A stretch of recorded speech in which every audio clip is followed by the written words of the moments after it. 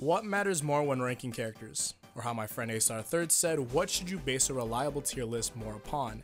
This is something that I gave my little opinion on it, but after talking with a couple of my friends, I believe that, yeah, there's a lot going into it, but you do want to trust results more. Here's the thing though, there are so many things that factor into this, so I'm going to be going over that here. First, going over potential. Asking everyone watching this, what is your definition of potential? Its direct definition means latent qualities or abilities that may be developed and lead to a future of successfulness or usefulness. How I see potential being used for characters. This character seems complex, but if someone could touch into that character, we could see how good that character is. Which both meanings could be similar, but you could see the outliers. There's a good amount of people that when they say, this character has potential, they mean that this character probably has combos or tech. Let's grab a character for example. What character has noticeable issues, but a lot of people believe that that character does have more to it? And I'm sure that a good amount of you guys can guess who. It makes me wonder, is this character really bad or just horrifically unexplored? Yeah. Well, I mean, Shulk has been on that table for so long, like since 2014, since the game came out. Yeah, so maybe he's like, bad. Yeah. But Nico does very well. But not Roy. Shulk is a character known for many things, but the main things you'll always hear about Shulk is the Monado, frame data, and his tech. Which, yeah, I'm sure that every character has a couple things they always keep affiliated with them. One thing though is that a lot of people don't really mention how Shulk doesn't do that bad against the cast, only really losing to the top 15 and going even or winning the rest of the matchups. Why is that though? Why is it that the aspects of a character aren't shown directly when a character is mentioned? I believe that it's purely based off of the character's access to what people call jank, technically. This jank being combos or certain moves that are just great. For a long time, and even now, these characters were known for being somewhat all around, but how come you don't see Pits and Dark Pits running around in bracket? Well, do either of them have a ridiculous move or easy combo around kill percent? Or maybe an easy combo that makes any percent a kill percent? Nope, unless you consider certain situational jab blocks easy access. Pit's not bad, but because he has nothing crazy, he's bad. Look at the top 15 and some characters under there. There's Diddy's down tilt and forward air, Bayo's witch twist, witch time and bat within, Fox's vortex, Rose's up air, Cloud's limit and up air. All of these characters have a thing and that's what makes them great. You even have Bowser and DK that just went up the ranks due to their kill confirms and now you see them doing well as counter picks.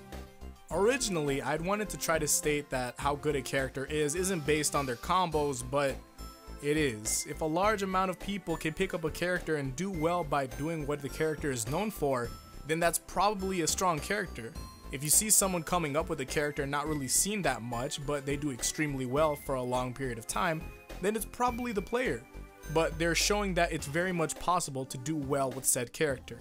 I plan to talk about something related to this in the future, but let me give you an example here.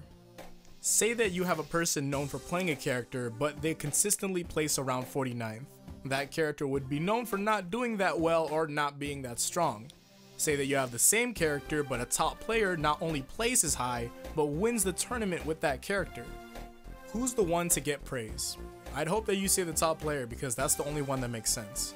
If that character wins the tournament, that not only shows that the character has a chance at high level play and probably isn't that bad as people thought, it also shows that utilization is a major key in playing. If a top player knows all that's needed for a character and they utilize them to the point of where the character is winning, the character is probably good, and they just require players to use their fundamentals more. While this makes sense on a character winning, what about when a character loses? What if a character that's known for being top 5 starts to place low with that character's best players? Let's use Cloud because why not? Cloud is known for being a great character and possibly busted in doubles. What if Tweak, Leo, Komari Kiri, and Mewtwo all place around 33rd for 3 large tournaments in a row? Did everyone just somehow figure out everything and how to beat Cloud no matter what? Or did they get knocked out of bracket by other top players just because the seeding was terrible at those 3 tournaments? Or what even all of these Clouds just end up playing each other? There's a lot of possible factors in this, but how do we see this all? With all of this being possible in this scenario, would Cloud still stand where he was originally? Is a character only as good as its top players? Yeah, possibly, but details matter when trying to determine when you want to raise or lower a character's position on the tier list. I come off of this with 3 quotes to think about. A character is only as good as its jank, a character is only as good as its top players, and a character is only as good as its results. If someone can play a character at a top level and win, the character has potential in that case and has a better future for it. If the best of a character starts to win a lot or lose a lot, it can greatly rise or drastically lower a character's placement. That shows you the difference between potential and results. I'm also a firm believer in matchup charts, but how those are created can be subjective. There has to be some sort of grand council for things like that, where the top 10 of every character gets into a room and discusses matchups with each other, creating this large matchup chart that will stand in front of the whole community like it's the 10 Commandments or something. You can make a religion out of this, or you could get the top 10 of every character and have a character crew battle for all of these characters.